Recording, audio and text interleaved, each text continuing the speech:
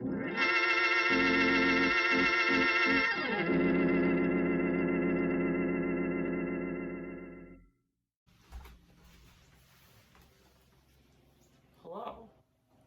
my name is Erik Erikson.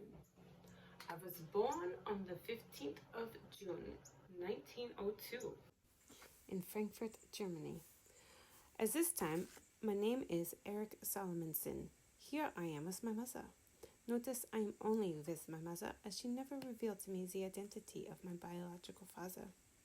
Of course, as an infant, I am unaware of this at this time, but perhaps this left me wondering more about my own identity for quite some time.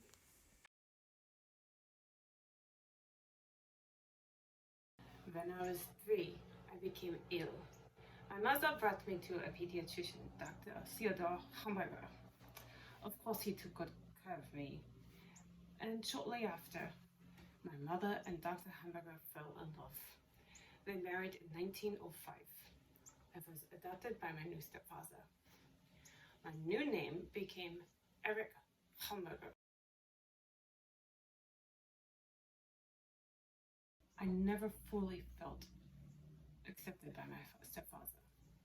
After their marriage, my mother began to spend more time with her new husband and less time with me, giving more attention to him. My mother and I were not so close because of this, and I began to feel somewhat traumatized.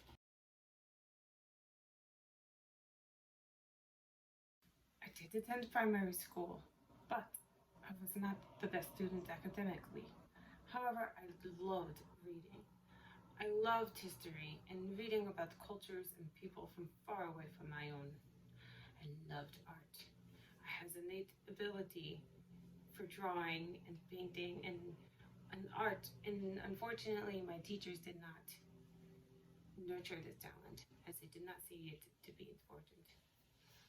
But then something very interesting happened to me during my childhood because of my stepfather's occupation. He had a home office, and I was first exposed to witnessing children and their relationships with their parents as they would visit my home, and I would watch them interact with each other. When I was 12, the First World War began.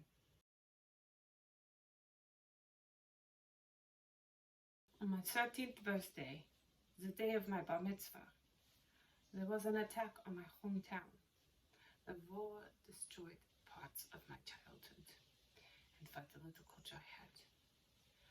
I already wondered who I was, as half of my identity is forever a mystery, as I don't know who my father is.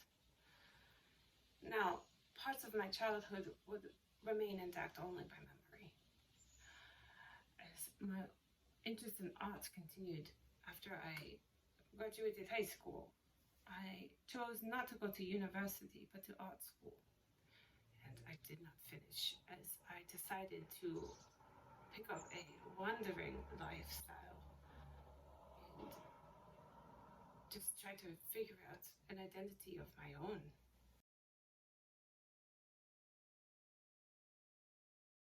For the first time in my life, I became fully engulfed in a new culture. As an artist, I would spend months at a time in Florence, Italy. Is where I found myself. I began finding my identity, or so I thought. Here, there were new people, new foods, new language, a new world to get lost in. Although my self-identity was not strongly established, my life changed. It was 1927. I was 25 years old, and a friend of mine, Peter Blouse. He was a private tutor of a wealthy American family, and I often found myself drawing portraits of the children. And then the mother came to Vienna, which is where the saw was, to meet Sigmund Freud. And then, because of this connection, I very much became acquainted with Anna Freud, his wife. Anna offered Peter and me an opportunity to help establish a new school and teach at it. It was called the Burlingham Rosenfield School. I became fascinated with the children. Anna noticed this fascination, and she encouraged me then to study and eventually practice psychoanalysis under her. In 1929, I met my wife, Joan Mowat Surson. She was a Canadian woman. In the spring of 1930, Joan became pregnant. I did not want to repeat the same mistakes as my father. And so for the love of her and for my soon-to-be child, we decided to marry. For our marriage, I converted to Christianity, and then Joan was to become much more than my wife. She was my friend, my editor, my closest colleague, and the mother to my children. We had a second son. We would go on to have 4 children altogether, but in 1933, the Second World War broke out. So we moved to Denmark. And soon after, we moved to America. We moved to Boston, where I found a new culture yet again.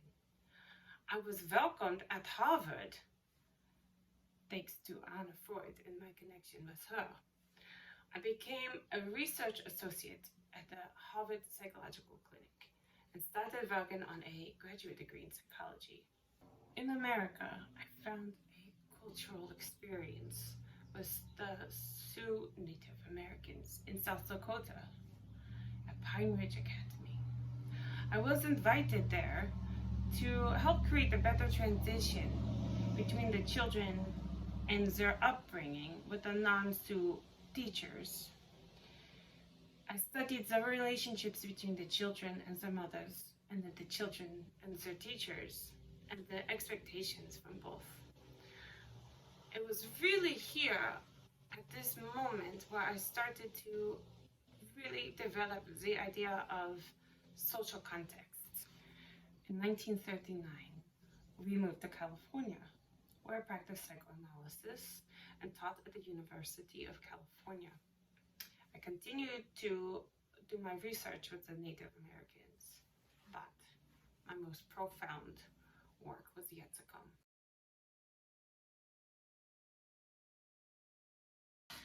In 1944, we had our 4th child. I mentioned my first 2. We also had a daughter. There was a 3rd one. Neil was born with what is now known to be Down syndrome, but we did not know at the time. We did not know what to do. And we were assured by many professionals and doctors and colleagues that the very best thing to do was to institutionalize our new baby. And he was not to live as 1 or 2 years of age.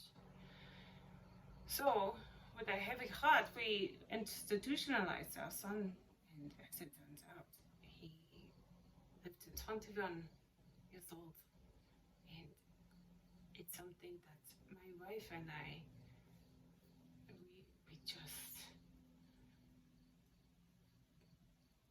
were just tormented. However, moving forward in my life, in 1949, I was appointed the professor at the University of Berkeley. But after some political controversy, I resigned after a year and I moved back to Massachusetts, where I've worked and taught at the Austin Riggs Center, which was a psychiatric treatment facility, and I focused on emotionally challenged youth. In 1950, I consolidated my interests into a book, which I named Childhood and Society. This book includes sections of influences on social life, culture, the evolution of identity, and the 8 stages of development. I wrote a few other books around this stage of my life over the next few years. Most notably was Gandhi's Truth, which I'm very proud of because it was awarded a Pulitzer Prize and U.S. National Book Award. In 1960, I returned to Harvard and taught popular undergraduate courses in human development.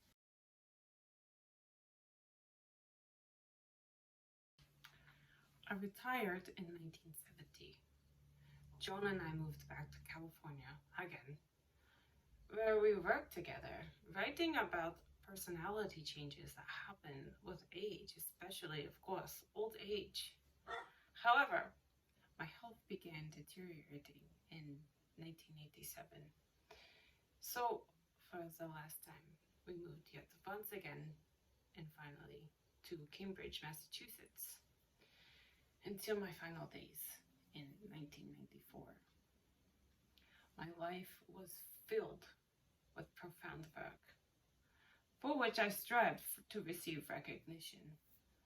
Fortunately, I'm listed as number 12 on the American Psychological Association's list of the 100 most eminent psychologists of the 20th century.